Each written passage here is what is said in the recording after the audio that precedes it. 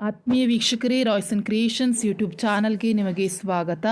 ಇಂದಿನ ಈ ವಿಡಿಯೋದಲ್ಲಿ 9ನೇ ತರಗತಿಯ ದೈಹಿಕ ಶಿಕ್ಷಣ ವಾರ್ಷಿಕ ಪರೀಕ್ಷೆ ಮಾರ್ಚ್ 2026ರ ಪ್ರಶ್ನೆ ಪತ್ರಿಕೆಯನ್ನು ಅವುಗಳ ಸಂಪೂರ್ಣ ಉತ್ತರಗಳೊಂದಿಗೆ ವಿಶ್ಲೇಷಣೆ ಮಾಡೋಣ. ಯಾರೆಲ್ಲ ಮೊದಲ ಬಾರಿ ನಮ್ಮ ಚಾನಲ್ ನೋಡ್ತಾ ಇದ್ದೀರಾ, ಸಬ್ಸ್ಕ್ರೈಬ್ ಮಾಡಿ ಹಾಗೂ ನಿಮ್ಮ ಫ್ರೆಂಡ್ಸಿಗೆ ಶೇರ್ ಮಾಡಿ. ಸೊ ಈಗ ಆಲ್ರೆಡಿ ಎಲ್ಲ ಸಬ್ಜೆಕ್ಟಿಗೂ ನಾವು ಕ್ವಶನ್ ಪೇಪರ್ಸನ್ನು ಮಾಡಿದ್ದೀವಿ ಮಕ್ಕಳ. ಸೊ ಆ ಒಂದು ವೀಡಿಯೋಸನ್ನು ಪೂರ್ತಿಯಾಗಿ ನೋಡಿ ಅದರ ಉಪಯೋಗವನ್ನು ಪಡೆದುಕೊಳ್ಳಿ. ಸೊ ಮೊದಲನೇದಾಗಿ ನಾವು ಫಸ್ಟ್ ಮೇನ್ಗೆ ಹೋಗೋಣ. ಈ ಕೆಳಗಿನ ಪ್ರಶ್ನೆಗಳಿಗೆ ಸೂಕ್ತವಾದ ಉತ್ತರವನ್ನು ಆಯ್ಕೆ ಮಾಡಿ ಬರೆಯಿರಿ. ಮೊದಲನೇ ಪ್ರಶ್ನೆ, KP ಸಿಂಗ್ ದೇವ್ ಸಮಿತಿಯ ಶಿಫಾರಸುಗಳನ್ನು ಕರ್ನಾಟಕದಲ್ಲಿ ಅನುಷ್ಠಾನಕ್ಕೆ ತರಲು ಡ್ಯಾಶ್ ರವರ ನೇತೃತ್ವದಲ್ಲಿ ಸಮಿತಿಯನ್ನು ನೇಮಿಸಲಾಗಿದೆ ಅಂತ ಹೇಳಿ ಕೇಳಿದ್ದಾರೆ ಮಕ್ಕಳ. ಸೊ ಇಲ್ಲಿ 4 ಆಪ್ಷನ್ ಇದೆ. Shri BS Horatti, Shri BT Pemmaiah, Shri LR Vaidyanathan, Shri Tarachand. So Shri B Pemmaiah is the right answer. Option B is the right answer. Second question, ಅಂಕಣದಲ್ಲಿ ಆಡುವಾಗ ಕೈಗಳನ್ನು ಚಾಚಿ ಚೆಂಡುಗಳನ್ನು ಆಡಲು ಡ್ಯಾಶ್ ಅವಶ್ಯಕ ಅಂತ ಕೇಳಿದ್ದಾರೆ. ಇಲ್ಲಿ ವೇಗ, ನೈಪುಣ್ಯತೆ, ಮೈಮಣಿತ, ಚಪಲತೆ. ಸೊ ಮೈಮಣಿತ is the right answer.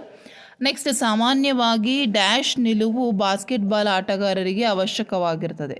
So obviously ಎತ್ತರವಾಗಿರಬೇಕು ಬಾಸ್ಕೆಟ್ಬಾಲನ್ನು ಆಡಬೇಕಾದ್ರೆ. ಎತ್ತರ ಇಸ್ ದ ರೈಟ್ ಆನ್ಸರ್. 4ನೇ ಪ್ರಶ್ನೆ, ಜಾವ್ಲಿನ್ ಓಟದ ಮಾರ್ಗವು ಡ್ಯಾಶ್ ಮೀಟರ್ ಅಗಲವಿರುತ್ತದೆ. ಸೊ ಅದು 4 ಮೀಟರಷ್ಟು ಅಗಲವಿರ್ತದೆ, ಹಾಗಾಗಿ 4 ಅಂತ ಹಾಕಬೇಕು. ನೆಕ್ಸ್ಟ್ 5ನೇ ಪ್ರಶ್ನೆ, ಸುಣ್ಣದಲ್ಲಿ ಡ್ಯಾಶ್ ಅಂಶವಿದೆ, ಕ್ಯಾಲ್ಶಿಯಂ ಅಂಶ ಇರುವಂಥದ್ದು. Option B is the right answer. Next, ರಾಷ್ಟ್ರಧ್ವಜವನ್ನು ಅಂಗೀಕರಿಸಿದ ವರ್ಷ ಕೇಳಿದ್ದಾರೆ. So 1947 August 15, 47 August 22, so October 2, ಜನವರಿ 26 ಕೊಟ್ಟಿದ್ದಾರೆ. ಸೊ ಜುಲೈ 22ರಂದು 1947ರಲ್ಲಿ ರಾಷ್ಟ್ರಧ್ವಜವನ್ನು ಅಂಗೀಕರಿಸಲಾಗ್ತದೆ. Option B is the right answer. Next 7ನೇ ಪ್ರಶ್ನೆ, ಈ ಕೆಳಗಿನ ಯಾವ ಸಂಬಂಧ ಸರಿಯಾಗಿ ಹೊಂದಾಣಿಕೆಯಾಗಿಲ್ಲ ಅಂತ ಹೇಳಿ ಕೇಳಿದ್ದಾರೆ ಮಕ್ಕಳ. ಸೊ ಇಲ್ಲಿ smash volleyball, service volleyball, ball set ಮಾಡುವುದು volleyball, scoop volleyball. So scoop volleyball ಸರಿಯಾದ ಹೊಂದಾಣಿಕೆ ಆಗಿಲ್ಲ, ಹಾಗಾಗಿ option D is the right answer. 8th question, ಈ ಕೆಳಗಿನ ಹೇಳಿಕೆಗೆ ಸಹ ಸಂಬಂಧ ಕಲ್ಪಿಸಿ. Dribble hockey, screening basketball, defence throwball, badminton ಅಂತ ಕೇಳಿದ್ದಾರೆ ಮಕ್ಕಳ. ಸೊ ಬ್ಯಾಡ್ಮಿಂಟನ್ಗೆ ಕರೆಕ್ಟಾಗಿರುವ ಸಹ ಸಂಬಂಧಿ ಯಾವುದಾಗಿರ್ತದೆ? ಸ್ಮ್ಯಾಶಿಂಗ್ ಆಗಿರ್ತದೆ. Option B is the right answer. ಇದಿಷ್ಟು ನಿಮಗೆ MCQ ಕ್ವಶನ್ಸ್ ಆಗಿರುತ್ತೆ ಮಕ್ಕಳ. ನೆಕ್ಸ್ಟ್ ನಾವು ಸೆಕೆಂಡ್ ಮೇನ್ಗೆ ಹೋಗೋಣ. ಇಲ್ಲಿ ಹೊಂದಿಸಿ ಬರೆಯಿರಿ ಪ್ರಶ್ನೆಗಳಿದೆ. A ಮತ್ತು B 2 ಪಟ್ಟಿಗಳಿದ್ದಾವೆ. ಫಸ್ಟು 9ನೇದು ನೋಡೋಣ. ದೈಹಿಕ ಶಿಕ್ಷಣ ಪಠ್ಯಪುಸ್ತಕ ಸಮಿತಿ. ಸೊ ಬಾ ಪಟ್ಟಿಯಲ್ಲಿ ಯಾವುದು ಅದಕ್ಕೆ ಸರಿಯಾಗಿರುವ ಉತ್ತರ? ಎಸ್, ಡಾಕ್ಟರ್ ಆನಂದ ನಡೇಗರ್. ಸೊ ಇದು 1 ಆಗಿರ್ತದೆ, ಹಾಗಾಗಿ ನೀವು D. ಸೊ ಇಲ್ಲಿ ಈ ರೀತಿ ಆನ್ಸರನ್ನು ಬರೀಬೇಕು. ನೆಕ್ಸ್ಟ್, ಯೋಗ ಸೂತ್ರ ಯಾವುದು? ಪತಂಜಲಿ ಮುನಿ, ಹಾಗಾಗಿ Patanjali Muni is the right answer. Next, javelin Kashinath Nayak. Answer ಅದನ್ನು ನೇರವಾಗಿ ಬರೀಬೇಕು. ಪ್ರಥಮೋಪಚಾರ ಪ್ರಾಣಾಪಾಯದಿಂದ ಪಾರು ಮಾಡಲು ರಾಷ್ಟ್ರೀಯ ಹಬ್ಬ ರಾಷ್ಟ್ರೀಯ ಭಾವೈಕ್ಯತೆ. ಸೊ ಈಸಿಯಾಗಿ ನೋಡಿ, ನೀವಿಲ್ಲಿ 5 ಅಂಕಗಳನ್ನು ಗಳಿಸ್ಕೋಬೋದು ಮಕ್ಕಳು, ಹಾಗಾಗಿ ಪ್ರಾಕ್ಟೀಸ್ ಮಾಡ್ಕೊಳ್ಳಿ. ಎಷ್ಟೋ ಶಾಲೆಗಳಲ್ಲಿ ಈ ಕ್ವಶನ್ ಪೇಪರ್ ಬರುವಂಥ ಸಾಧ್ಯತೆಗಳು ಸಹ ಇರ್ತವೆ, ಅದಕ್ಕೋಸ್ಕರ ನಾನು ಇದನ್ನು ನಿಮಗೆ ತಿಳಿಸ್ತಾ ಇರೋದು. ಪ್ರಶ್ನೆ 3rd ಮೇನ್, ಈ ಕೆಳಗಿನ ಪ್ರಶ್ನೆಗೆ ಒಂದು ವಾಕ್ಯದಲ್ಲಿ ಉತ್ತರಿಸಬೇಕು. 14ನೇ ಪ್ರಶ್ನೆ, ವಿಶ್ವಕಪ್ ವಾಲಿಬಾಲ್ ಪಂದ್ಯಾವಳಿ ಎಷ್ಟು ವರ್ಷಗಳಿಗೊಮ್ಮೆ ನಡೆಯುತ್ತದೆ? ಸೊ ವಿಶ್ವಕಪ್ ವಾಲಿಬಾಲ್ ಪಂದ್ಯಾವಳಿ ಯಾವಾಗಲೂ 4 ವರ್ಷಗಳಿಗೊಮ್ಮೆ ನಡೆಯುವಂಥದ್ದು. 4 ಇಸ್ ದ ರೈಟ್ ಆನ್ಸರ್. 15ನೇ ಪ್ರಶ್ನೆ, ಸುಲ್ತಾನ್ ಅದ್ನಾನ್ ಶಾ ಕಪ್ ಪಂದ್ಯಾವಳಿ ಎಷ್ಟು ವರ್ಷಗಳಿಗೊಮ್ಮೆ ನಡೆಯುತ್ತದೆ? ಸೊ ಇದು ಪ್ರತಿ ವರ್ಷಕ್ಕೊಮ್ಮೆ ನಡೆಯುತ್ತದೆ, ಹಾಗಾಗಿ ಪ್ರತಿ ವರ್ಷ ಅಂತ ಬರೀಬೇಕು. ನೆಕ್ಸ್ಟ್, ಶಾರ್ಟ್ ಸರ್ವೀಸ್ ಎಂದರೇನು? ನೆಟ್ನ ನೇರದಲ್ಲಿ ಅಂಕಣದ ಮುಂದಿನ ಅಥವಾ ಮಧ್ಯದ ಭಾಗಕ್ಕೆ ಸರ್ವೀಸನ್ನು ಮಾಡುವುದಕ್ಕೆ ಶಾರ್ಟ್ ಸರ್ವೀಸ್ ಅಂತ ಹೇಳಿ ಕರೆಯಲಾಗ್ತದೆ. 17ನೇದು ಕಪಾಲಭಾತಿ, ಇದರ ಶಾಬ್ದಿಕ ಅರ್ಥ ಕೇಳಿದ್ದಾರೆ. ಸೊ ಕಪಾಲ ಅಂದರೆ ಮಸ್ತಿಕ, ಭಾತಿ ಅಂತ ಹೇಳಿದರೆ ಹೊಳೆಯುವುದು. 18ನೇದು ವಾಯು ವಿಹಾರ ಎಂದರೇನು ಅಂತ ಕೇಳಿದರೆ, ಸಾಮಾನ್ಯವಾಗಿ ಸೂರ್ಯೋದಯ ಅಥವಾ ಸೂರ್ಯಾಸ್ತದ ಸಮಯದಲ್ಲಿ ನಿಸರ್ಗದ ಮಡಿಲಿನಲ್ಲಿ ನಡೆದಾಡುವುದಕ್ಕೆ ವಾಯು ವಿಹಾರ ಅಂತ ಹೇಳಲಾಗ್ತದೆ. 19ನೇ ಪ್ರಶ್ನೆ, ಯಾವುದಾದರೂ ಒಬ್ಬ ರಾಷ್ಟ್ರೀಯ ತ್ರಿವಿಧ ಜಿಗಿತ ಆಟಗಾರನನ್ನು ಹೆಸರಿಸಿ. ಯಾರಾದರೂ ಒಬ್ಬರನ್ನು ಹೇಳಿ. ಇಲ್ಲಿ ಮಯೂಕ ಜಾನಿ ಅಥವಾ ಸುರೇಶ್ ಬಾಬು ಎರಡರಲ್ಲಿ ಯಾವುದಾದ್ರೂ ಒಂದನ್ನು ಬರೆದ್ರೆ ಸಾಕು ಮಕ್ಕಳೇ, ನಿಮಗೆ ಎರಡನ್ನು ಕೊಡಲಾಗಿದೆ. ನೆಕ್ಸ್ಟು 20ನೇ ಪ್ರಶ್ನೆ, ವ್ಯಾಯಾಮ ಶಾಲೆಯಿಂದಾಗುವ ಯಾವುದಾದರೊಂದು ಪ್ರಯೋಜನವನ್ನು ತಿಳಿಸಿ. ಸೊ ಉತ್ತಮ ನಿಲುವನ್ನು ಹೊಂದಲು ಸಹಾಯಕ, ದೈಹಿಕ ದಾರ್ಢ್ಯತೆಯ ಘಟಕಗಳಾದ ವೇಗ, ಕಷ್ಟ ಸಹಿಷ್ಣುತೆ, ಚಪಲತೆ, ಮೈಮಣಿತ, ಬಲ ಮುಂತಾದವು ಅಭಿವೃದ್ಧಿಪಡಿಸಬಹುದು. ದುಶ್ಚಟಗಳಿಂದ ದೂರವಿರಿಸಲು ಸಹಾಯವನ್ನು ಮಾಡ್ತದೆ.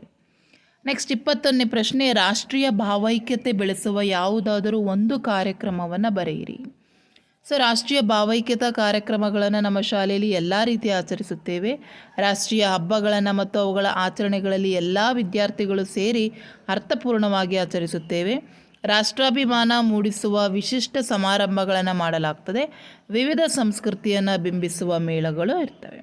ಸೊ ಇದಿಷ್ಟು ಆ ಪ್ರಶ್ನೆಗೆ ಉತ್ತರ. ನೆಕ್ಸ್ಟ್ 4th ಮೇನ್, ಕೆಳಗಿನ ಪ್ರಶ್ನೆಗಳಿಗೆ 2 ಅಥವಾ 3 ವಾಕ್ಯದಲ್ಲಿ ಬರೆಯಿರಿ. 22ನೇ ಪ್ರಶ್ನೆ, 1948ರ ದೈಹಿಕ ಶಿಕ್ಷಣವನ್ನು ಅಭಿವೃದ್ಧಿಪಡಿಸಲು ಕೇಂದ್ರ ಸರ್ಕಾರ ನೇಮಿಸಿರುವ ಸಮಿತಿಗಳು ಯಾವ್ಯಾವು? ಒಂದು ತಾರಾಚಂದ್ ಸಮಿತಿ, ಇನ್ನೊಂದು ಡಾಕ್ಟರ್ ರಾಧಾಕೃಷ್ಣನ್ ಸಮಿತಿ.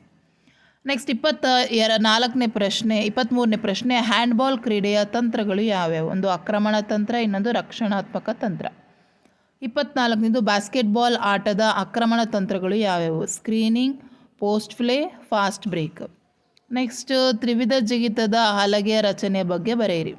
ಸೊ ಹಲಗೆಯು ಆಯತಾಕಾರದಲ್ಲಿದ್ದು ಅದನ್ನು ಮರದಿಂದ ಮಾಡಿರುತ್ತಾರೆ. ಹಲಗೆಯ ಮೇಲೆ ಬಿಳಿ ಬಣ್ಣವನ್ನು ಹಚ್ಚಿರಬೇಕು. ಉದ್ದ 1.22 ಮೀಟರ್, ಅಗಲ 20 ಸೆಂಟಿಮೀಟರ್, ದಪ್ಪ 10 ಸೆಂಟಿಮೀಟರ್ ಇರಬೇಕು. ನೆಕ್ಸ್ಟ್ 26ನೇ ಪ್ರಶ್ನೆ, ಬಾಸ್ಕೆಟ್ಬಾಲ್ ಆಟದಲ್ಲಿ ನೀಡುವ 2 ಪ್ರಮುಖ ಪ್ರಶಸ್ತಿ. ಒಂದು ಅರ್ಜುನ ಪ್ರಶಸ್ತಿ, ರಾಜೀವ್ ಗಾಂಧಿ ಖೇಲ್ ರತ್ನ ಪ್ರಶಸ್ತಿ, ಏಕಲವ್ಯ ಪ್ರಶಸ್ತಿ. 27ನೇ ಪ್ರಶ್ನೆ, ನೀರಜ್ ಚೋಪ್ರಾ ಯಾವ ರಾಜ್ಯದವರು ಮತ್ತು ಯಾವ ಕ್ರೀಡೆಯಲ್ಲಿ ಪ್ರಸಿದ್ಧಿ ಪಡೆದಿದ್ದಾರೆ? ಸೊ ಇವರು ಹರಿಯಾಣ ರಾಜ್ಯದವರು. ಜಾವ್ಲಿನ್ ಆಟದಲ್ಲಿ ಪ್ರಖ್ಯಾತಿ ಹೊಂದಿದ್ದಾರೆ. ನೆಕ್ಸ್ಟ್, ಯೋಗ ಪಥಗಳನ್ನು ಬರೆಯಿರಿ ಅಂತ ಕೇಳಿದ್ದಾರೆ. ಜ್ಞಾನಯೋಗ, ಭಕ್ತಿಯೋಗ, ಕರ್ಮಯೋಗ, ರಾಜಯೋಗ. 29ನೇದು, ರಾಷ್ಟ್ರಧ್ವಜದ ಬಣ್ಣಗಳು ಯಾವ್ಯಾವು? ಅವುಗಳ ಅರ್ಥವನ್ನು ಬರೆಯಿರಿ ಅಂತ ಕೇಳಿದ್ದಾರೆ. ಕೇಸರಿ, ಬಿಳಿ, ಹಸಿರು ಇವು ರಾಷ್ಟ್ರಧ್ವಜದ ಬಣ್ಣಗಳು. ಕೇಸರಿ ಧೈರ್ಯ, ಭಕ್ತಿ ಮತ್ತು ತ್ಯಾಗದ ಸಂಕೇತ. ಬಿಳಿ ಸತ್ಯ ಮತ್ತು ಶಾಂತಿಯ ಸಂಕೇತ. ಹಸಿರು ಸಮೃದ್ಧಿಯ ಸಂಕೇತವಾಗಿದೆ. ನೆಕ್ಸ್ಟ್ 30ನೇ ಪ್ರಶ್ನೆ, KP ಸಿಂಗದೇವ್ ಸಮಿತಿಯ ಪ್ರಮುಖ ಸಲಹೆಗಳು ಯಾವ್ಯಾವು ಕೇಳಿದರೆ? ಎಲ್ಲ ವಿದ್ಯಾರ್ಥಿಗಳು ಮತ್ತು ಶಿಕ್ಷಕರನ್ನು ಕಡ್ಡಾಯವಾಗಿ ವಾರ್ಷಿಕ ದೈಹಿಕ ದಾಢ್ಯ ಪರೀಕ್ಷೆಗಳಿಗೆ ಒಳಪಡಿಸಬೇಕು ಮತ್ತು ಎಲ್ಲರೂ ಕಡ್ಡಾಯವಾಗಿ ಪಾಸಾಗಬೇಕು. ಶಾಲೆಗಳಲ್ಲಿ ದೈಹಿಕ ಶಿಕ್ಷಣ ಮತ್ತು ಕ್ರೀಡೆಗಳಿಗಾಗಿ ಪ್ರತಿದಿನ 40 ನಿಮಿಷ ಅವಧಿಯನ್ನು ತರಬೇತಿ ಹೊಂದಿದ ದೈಹಿಕ ಶಿಕ್ಷಕರ ನೇತೃತ್ವದಲ್ಲಿ ಒದಗಿಸಬೇಕು. ಯೋಗವನ್ನು ದೈಹಿಕ ಶಿಕ್ಷಣದ ಅವಿಭಾಜ್ಯ ಅಂಗವನ್ನಾಗಿ ಮಾಡುವುದರಿಂದ ಶಾಲಾ ಶಿಕ್ಷಣದಲ್ಲಿ ಸೇರ್ಪಡೆ ಮಾಡಬೇಕು. ಸ್ಪರ್ಧಾತ್ಮಕ ಕ್ರೀಡೆಗಳಲ್ಲಿ ಭಾಗವಹಿಸುವ ವಿದ್ಯಾರ್ಥಿಗಳಿಗೆ ರಜೆಯನ್ನು ಕೊಡಬೇಕು ಮತ್ತು ಪರ್ಯಾಯ ಪರೀಕ್ಷೆಗಳ ವ್ಯವಸ್ಥೆ ಮಾಡಬೇಕು. ಸ್ಪರ್ಧಾತ್ಮಕ ಕ್ರೀಡೆಗಳಲ್ಲಿ ಭಾಗವಹಿಸಿದ ಕ್ರೀಡಾಪಟುಗಳಿಗೆ ಉನ್ನತ ಶಿಕ್ಷಣ ಮತ್ತು ಉದ್ಯೋಗಗಳಲ್ಲಿ ಅವಕಾಶವನ್ನು ಒದಗಿಸಿಕೊಡಬೇಕು. 31ನೇ ಪ್ರಶ್ನೆ, ವಾಲಿಬಾಲ್ ಆಟಗಾರರ ಅವಶ್ಯಕ ಗುಣಗಳು ಯಾವ್ಯಾವು? ಮೊದಲನೇದಾಗಿ ಎತ್ತರದ ನಿಲುವು ಹೊಂದಿರಬೇಕು, ವೇಗವನ್ನು ಹೊಂದಿರಬೇಕು, ಚಪಲತೆ ಹೊಂದಿರಬೇಕು, ಕಷ್ಟ ಸಹಿಷ್ಣುತೆ ಹೊಂದಿರಬೇಕು, ಕಣ್ಣ ಮತ್ತು ಕೈಗಳ ಯೋಜನೆ ಅವಶ್ಯಕತೆ ಇರಬೇಕು, ನಿಖರತೆ ಅವಶ್ಯಕ. ನೆಕ್ಸ್ಟು, ಯಾವುದಾದರೂ 2 ರಾಷ್ಟ್ರೀಯ ಹಾಕಿ ಪಂದ್ಯಾವಳಿಗಳನ್ನು ಬರೆಯಿರಿ. ಅಖಿಲ ಭಾರತ ಬೈಟನ್ ಕಪ್ ಹಾಕಿ ಪಂದ್ಯಾವಳಿ, ಅಖಿಲ ಭಾರತ MCC ಮುರುಗಪ್ಪ ಚಿನ್ನದ ಕಪ್ ಹಾಕಿ ಪಂದ್ಯ. ನೆಕ್ಸ್ಟ್ 33ನೇದು, ಜಾವ್ಲಿನ್ ಎಸೆತದಲ್ಲಿ ಕಂಡುಬರುವ ಅಕ್ರಮಗಳು ಯಾವ್ಯಾವು? ಸೊ ಜಾವ್ಲಿನ್ ಎಸೆತದ ಓಡುವ ಮಾರ್ಗದಲ್ಲಿ ಹೊರಗಡೆಯಿಂದ ಓಡಿ ಬಂದಾಗ, ಜಾವ್ಲಿನ್ ಕ್ರಮಬದ್ಧವಲ್ಲದ ಶೈಲಿಯಲ್ಲಿ ಎಸೆದಾಗ, ಜಾವ್ಲಿನ್ ತುದಿಯು ಸೆಕ್ಟರಿನ ಗೆರೆಯ ಮೇಲೆ ಅಥವಾ ಹೊರಗೆ ಗುರುತು ಮಾಡಿದಾಗ.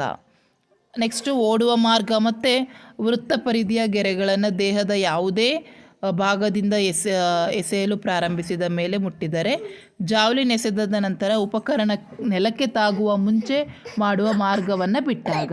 ನೆಕ್ಸ್ಟು 34ನೇ ಪ್ರಶ್ನೆ, ಕ್ರೀಡಾ ತರಬೇತಿ ಕೇಂದ್ರದಿಂದಾಗುವ ಪ್ರಯೋಜನಗಳು ಯಾವ್ಯಾವು ಕೇಳಿದರೆ? ಒಂದು, ನಿರ್ದಿಷ್ಟಪಡಿಸಿದ ಕ್ರೀಡೆಗಳಲ್ಲಿ ಉನ್ನತ ಮಟ್ಟದ ತರಬೇತಿಯನ್ನು ದೊರೆಯುತ್ತದೆ. ರಾಷ್ಟ್ರೀಯ ಮತ್ತು ಅಂತಾರಾಷ್ಟ್ರೀಯ ಮಟ್ಟದಲ್ಲಿ ಉನ್ನತ ಮಟ್ಟದ ಸಾಧನೆ ಮಾಡಲು ಸಾಧ್ಯವಾಗ್ತದೆ. ಮಕ್ಕಳು ಕ್ರೀಡೆಯನ್ನು ವೃತ್ತಿಯನ್ನಾಗಿಸಿಕೊಳ್ಳಲು ಸಾಧ್ಯವಾಗ್ತದೆ. ಉತ್ತಮ ಸಾಮಾಜಿಕ ಸ್ಥಾನಮಾನ ಗಳಿಸಲು ಸಾಧ್ಯವಾಗ್ತದೆ. ನೆಕ್ಸ್ಟ್ 35ನೇ ಪ್ರಶ್ನೆ, ವಿವಿಧ ಸಂದರ್ಭಗಳಲ್ಲಿ ಬಳಸುವ ಬ್ಯಾಂಡೇಜುಗಳನ್ನು ಹೆಸರಿಸಿ. ಬೆರಳು ತುದಿ ಬ್ಯಾಂಡೇಜು, ಚಿಕ್ಕ ಎಲುಬುಗಳ ಸಂಧಿ ಬ್ಯಾಂಡೇಜು, ಚಿಟ್ಟೆ ಪಟ್ಟಿ, ಒತ್ತಡ ಬ್ಯಾಂಡೇಜು, ರೋಗಾಣುರಹಿತ ಸುರುಳಿ ಬ್ಯಾಂಡ್ಗಳು. ನೆಕ್ಸ್ಟ್, ಹಾವು ಕಡಿತಕ್ಕೊಳಗಾದ ವ್ಯಕ್ತಿಯ ಲಕ್ಷಣಗಳು ಯಾವ್ಯಾವು? ಸೊ ಹಾವಿನ ವಿಷದ ಹಲ್ಲಿನ ಗುರುತು ಕಾಣಬಹುದು. ನೆಕ್ಸ್ಟ್, 2 ಹಲ್ಲಿನ ಗುರುತುಗಳಿಂದ ಹೆಚ್ಚಿಗೆ ಗುರುತು ಇದ್ದರೆ ಅಂತಹ ಹಾವು ವಿಷಕಾರಿಯಲ್ಲ. ತರಚಿದ ಗಾಯದ ಸನಿಹ ನೋವ ಇರ್ತದೆ, ಕೈಕಾಲುಗಳು ಕಂಪಿಸ್ತದೆ ಮತ್ತು ಆತ ನಿಂತುಕೊಳ್ಳಲಾರ, ಬಾಯಿಂದ ಎಂಜಲು ಮತ್ತು ನೊರೆ ಸೊರೆಯುತ್ತದೆ, ನಾಲಿಗೆಗೆ ಹೊರಚಾಚುತ್ತದೆ, ಮಾತು ತೊದಲುತ್ತದೆ, ವಾಕರಿಕೆ ವಾಂತಿ ಮಾಡಬಹುದು, ಕಣ್ಣು ರೆಪ್ಪೆ ಕುಗ್ತವೆ, ಉಸಿರಾಟ ತೊಂದರೆ ಆಗ್ತದೆ, ಶರೀರವು ಸೆಟೆದುಕೊಳ್ಳುತ್ತದೆ, ತಣ್ಣಗಾಗ್ತದೆ ಮತ್ತು ಬೆವರುತ್ತದೆ. 37ನೇ ಪ್ರಶ್ನೆ, ನಿಯಮಿತವಾಗಿ ವಾಯು ವಿಹಾರ ಮಾಡುವುದರಿಂದ ಉಂಟಾಗುವ ಲಾಭಗಳು ಯಾವ್ಯಾವು ಕೇಳಿದ್ದಾರೆ. ಸೊ ಮೊದಲನೇದಾಗಿ, ದೇಹಕ್ಕೆ ಅಗತ್ಯವಾದ ಆಮ್ಲಜನಕ ವಿಫಲವಾಗಿ ದೊರೆಯುತ್ತದೆ, ಮಾನಸಿಕ ನೆಮ್ಮದಿ ಸಿಗ್ತದೆ, ಒತ್ತಡ ಕಡಿಮೆ ಆಗ್ತದೆ, ಚರ್ಮದ ರೋಗಕ್ಕೆ ಅಗತ್ಯವಿರುವ ವಿಟಮಿನ್ ಡಿ ದೊರಕ್ತದೆ, ರಕ್ತ ಸಂಚಾರ ಉತ್ತಮಗೊಳ್ಳುತ್ತದೆ, ಏಕಾಗ್ರತೆ ಹೆಚ್ಚಿಸ್ತದೆ, ಸಂಪೂರ್ಣ ದೇಹದ ಆರೋಗ್ಯ ಉತ್ತಮಗೊಳ್ಳುತ್ತದೆ. ಸೊ ಅದಷ್ಟು 2 ಅಂಕದ ಪ್ರಶ್ನೆಗಳಾಗಿತ್ತು. ನೆಕ್ಸ್ಟ್ ಫೋರ್ತ್ ಮೇಯ್ನ 5 ಅಥವಾ 6 ವಾಕ್ಯಗಳಲ್ಲಿ ಉತ್ತರಿಸಬೇಕು. 38ನೇ ಪ್ರಶ್ನೆ, ಚಾಂಪಿಯನ್ಸ್ ಟ್ರೋಫಿ ಯಾವಾಗ ಪ್ರಾರಂಭವಾಯಿತು ಮತ್ತು ಟ್ರೋಫಿಯನ್ನು ಚಾಂಪಿಯನ್ಸ್ ಟ್ರೋಫಿಗೆ ಸೇರ್ಪಡೆಗೊಳ್ಳುವ ಹಾಕಿ ತಂಡಗಳು ಯಾವ್ಯಾವು ಕೇಳಿದ್ದಾರೆ. 1978ರಲ್ಲಿ ಚಾಂಪಿಯನ್ಸ್ ಟ್ರೋಫಿ ಪ್ರಾರಂಭವಾಗ್ತದೆ. ಚಾಂಪಿಯನ್ಸ್ ಟ್ರೋಫಿಗೆ ಸೇರ್ಪಡೆಗೊಳ್ಳುವ ತಂಡಗಳು ಈ ರೀತಿ ಇವೆ. ಚಾಂಪಿಯನ್ಸ್ ಟ್ರೋಫಿ ನಡೆಯುವ ದೇಶ, ಕಳೆದ ಬಾರಿ ಆ ಪಂದ್ಯಾಟವನ್ನು ಜಯಿಸಿದ ದೇಶ, ಇತ್ತೀಚೆಗೆ ನಡೆದ ವಿಶ್ವಕಪ್ ಹಾಗೂ ಒಲಿಂಪಿಕ್ಸ್ನಲ್ಲಿ ಉನ್ನತ ಶ್ರೇಣಿ ಪಡೆದ 3 ತಂಡಗಳು ಮತ್ತು ವಿಶ್ವ ಚಾಂಪಿಯನ್. ನೆಕ್ಸ್ಟ್ 39ನೇದು, ಹ್ಯಾಂಡ್ಬಾಲ್ ಆಟಗಾರದಲ್ಲಿ ಇರಬೇಕಾದಂಥ ಅವಶ್ಯಕ ಗುಣಗಳು ಯಾವ್ಯಾವು ಅಂತ ಕೇಳಿದ್ದಾರೆ ಮಕ್ಕಳು. ಸೊ ಯಾವೆಲ್ಲ ಅಂತ ಹೇಳಿದರೆ, ಮೊದಲನೇದಾಗಿ ಹ್ಯಾಂಡ್ಬಾಲ್ ಆಟಗಾರನು ಆಕ್ರಮಣ ಹಾಗೂ ರಕ್ಷಣೆಗಾಗಿ ಅಂಕಣದುದ್ದಕ್ಕೂ ಓಡಾಟಬೇಕಾಗಿರುವುದರಿಂದ ಕಷ್ಟ ಸಹಿಷ್ಣುತೆ ಅವಶ್ಯಕ. ಎದುರಾಳಿಯ ಚಲನವಲನಕ್ಕೆ ಅನುಗುಣವಾಗಿ ತಮ್ಮ ಚಲನೆಯನ್ನು ತ್ವರಿತ ಗತಿಯಲ್ಲಿ ಬದಲಾಯಿಸಬೇಕಾಗಿರುವುದರಿಂದ ಚಪಲತೆ ಅವಶ್ಯಕ. ಚೆಂಡನ್ನು ಸಮರ್ಪಕವಾಗಿ ನಿಯಂತ್ರಣದಲ್ಲಿ ಇಟ್ಟುಕೊಳ್ಳುವುದರಿಂದ ಮತ್ತು ಗೋಲು ಗಳಿಸಬೇಕಾಗಿರುವುದರಿಂದ ಕಣ್ಣು ಮತ್ತು ಕೈಗಳ ಸಂಯೋಜನೆ ಅವಶ್ಯಕ. ಯಶಸ್ವಿಯಾಗಿ ಚೆಂಡನ್ನು ಪಾಸು ಮಾಡಲು ಮತ್ತು ಗೋಲುಗಳನ್ನು ಗಳಿಸಲು ನಿಖರತೆ ಅವಶ್ಯಕ. ಚೆಂಡನ್ನು ಎದುರಾಳಿಯಿಂದ ಕಸಿಯಲು ಹಾಗೂ ಗೋಲು ಗಳಿಸಲು ವೇಗ ಅವಶ್ಯಕ. ಚೆಂಡನ್ನು ಸ್ವೀಕರಿಸಲು ಹಾಗೂ ಎದುರಾಳಿಯಿಂದ ತಪ್ಪಿಸಿ ಗೋಲು ಗಳಿಸಲು ಮೈಮಣಿತ ಅವಶ್ಯಕ. 40ನೇ ಪ್ರಶ್ನೆ, ಬ್ಯಾಡ್ಮಿಂಟನ್ ಆಟದ ವಿವಿಧ ತಂತ್ರಗಳು ಯಾವ್ಯಾವು ಕೇಳಿದರೆ. ಶಾರ್ಟ್ ಸರ್ವೀಸ್ ಹಾಗೂ ಲಾಂಗ್ ಸರ್ವೀಸು, ಹೈ ಸರ್ವೀಸ್ ಮತ್ತು floating service, dropping, receiving, smashing, backhand receiving.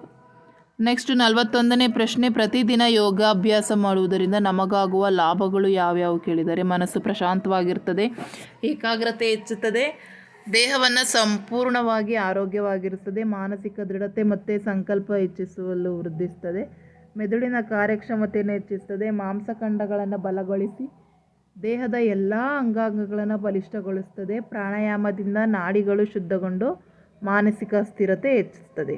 42ನೇ ಪ್ರಶ್ನೆ, ನಿಮ್ಮ ಶಾಲೆಯ ಆವರಣದಲ್ಲಿ ಸಾಮಾಜಿಕ ಆರೋಗ್ಯ ಚಟುವಟಿಕೆಯನ್ನು ಹೇಗೆ ಕೈಗೊಳ್ಳುವಿರಿ ಅಂತ ಕೇಳಿದರೆ.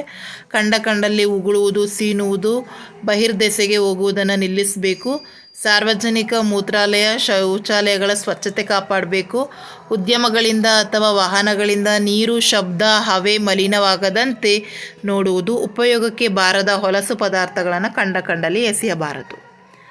ನೆಕ್ಸ್ಟ್ 6th ಮೇಯ್ನ್ 7-8 ವಾಕ್ಯದಲ್ಲಿ ಉತ್ತರಿಸಿ. ಇಲ್ಲಿ 2 ಪ್ರಶ್ನೆ ಇದೆ. 43ನೇ ಪ್ರಶ್ನೆ, ತ್ರಿವಿಧ ಜಿಗಿತದ ಮೂಲ ನಿಯಮಗಳು ಮತ್ತು ಅಕ್ರಮಗಳನ್ನು ಕೇಳಿದ್ದಾರೆ.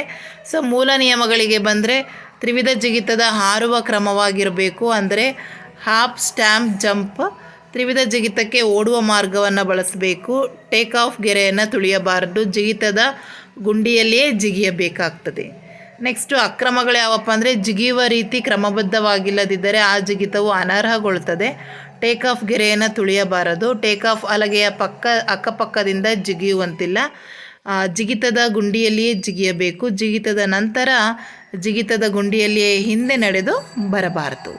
ನೆಕ್ಸ್ಟ್ 44ನೇದು, ಪ್ರಾಣಾಯಾಮದ ವಿವಿಧ ಪ್ರಕಾರಗಳು ಯಾವ್ಯಾವು, ಯಾವುದಾದರೂ 2 ವಿವರಿಸಿ ಕೇಳಿದರೆ. ಅನುಲೋಮ ವಿಲೋಮ ಪ್ರಾಣಾಯಾಮ, ಚಂದ್ರಾನುಲೋಮ ವಿಲೋಮ ಪ್ರಾಣಾಯಾಮ, ಸೂರ್ಯಾನುಲೋಮ ವಿಲೋಮ ಪ್ರಾಣಾಯಾಮ, ಚಂದ್ರಭೇದ ಪ್ರಾಣಾಯಾಮ, ಸೂರ್ಯಭೇದನ ಪ್ರಾಣಾಯಾಮ, ನಾಡಿ ಶೋಧನ ಅಥವಾ ನಾಡಿ ಶುದ್ಧ ಪ್ರಾಣಾಯಾಮ, ಶೀತಲಿ, ಶಿತ್ಕಾರಿ, ಸದಂತ, ಭ್ರಮರಿ, ಉಜ್ಜಯಿ, ಭಸ್ತಿಕಾ, ಫ್ಲಾವಿನಿ, ಮೂರ್ಛಾ. ಸೊ ಉಜ್ಜಯಿನಿ ಅಂದರೆ ಉಸಿರನ್ನು ತೆಗೆದುಕೊಳ್ಳುವಾಗ ಗಂಟಲಿನಲ್ಲಿ ಎಂಬ ಶಬ್ದ ಬರುತ್ತಿರಬೇಕು. ಶೀತಲಿ ಅಂದರೆ ನಾಲಿಗೆಯನ್ನು ಕೊಳವೆ ಆಕಾರದಲ್ಲಿ ಮಡಚಿ ಉಸಿರನ್ನು ತೆಗೆದುಕೊಳ್ಬೇಕು. ನೆಕ್ಸ್ಟ್ ನಿಮಗೆ ಲಾಸ್ಟ್ ಮೈನಿಗೆ ಬಂದರೆ 4 ಅಂಕಕ್ಕೆ ಜಾವ್ಲಿನ್ ಎಸೆತದ ಅಂಕಣದ ಅಂದವಾದ ಚಿತ್ರವನ್ನು ಕೇಳಿ ಅಳತೆಯನ್ನು ಬರೀಲಿಕ್ಕೆ ಕೇಳಿದರೆ. ಸೊ ಇದು ಜಾವ್ಲಿನ್ ಅಂಕಣದ ಚಿತ್ರ. ಸೊ ಇದನ್ನು ಪ್ರಾಕ್ಟೀಸ್ ಮಾಡ್ಕೊಳ್ಳಿ ಮಕ್ಕಳ, ನಿಮಗೆ ಪೂರ್ತಿ ಅಂಕ ಸಿಗ್ತದೆ. ಒಟ್ಟಾರೆ 80 ಅಂಕಗಳಿಗೆ ನಿಮ್ಮ ಪ್ರಶ್ನೆ ಪತ್ರಿಕೆ ಇರುತ್ತೆ. ಹಾಗಾಗಿ ಈ ಪ್ರಶ್ನೆ ಪತ್ರಿಕೆಯನ್ನು ಚೆನ್ನಾಗಿ ಪ್ರಾಕ್ಟೀಸ್ ಮಾಡಿಕೊಂಡು ಎಕ್ಸಾಮ್ಗೆ ಪ್ರಿಪೇರ್ ಆಗಿ ಅಂತ ಹೇಳ್ತಾ ವಿಡಿಯೋನ ಎಂಡ್ ಮಾಡ್ತಾ ಇದ್ದೀವಿ. Thank you.